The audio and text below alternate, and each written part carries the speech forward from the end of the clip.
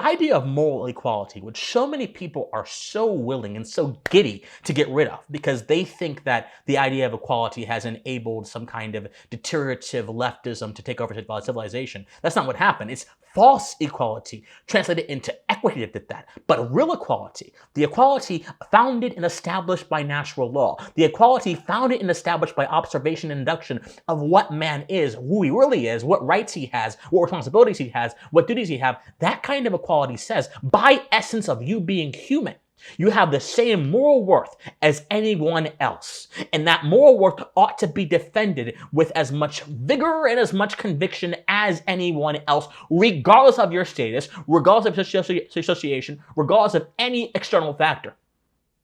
But it relates to your humanity.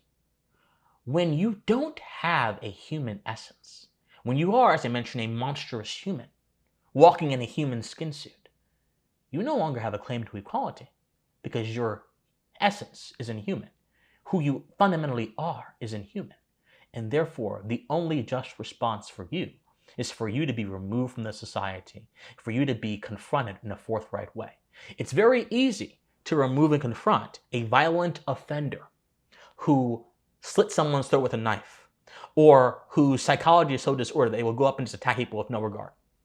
It's much harder to look at a politician that sits back in their chair and orders a drone strike into a village full of children with no remorse, or a principal at a local school who has been manipulating the staff and manipulating the system and lying and deceiving and hurting people indirectly through his power, or a CEO that sits up in a skyscraper who constantly maintains an authoritarian regime in his office and who deprives people of their resources unjustly, who's a swindler. It's much harder to deal with those kind of monsters than it is the monster you saw who killed Iryna.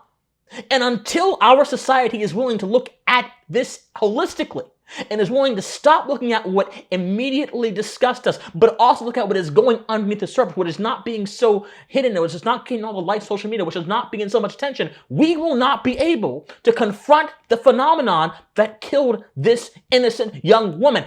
We will be unable to do it because we're not willing to attack the foundation.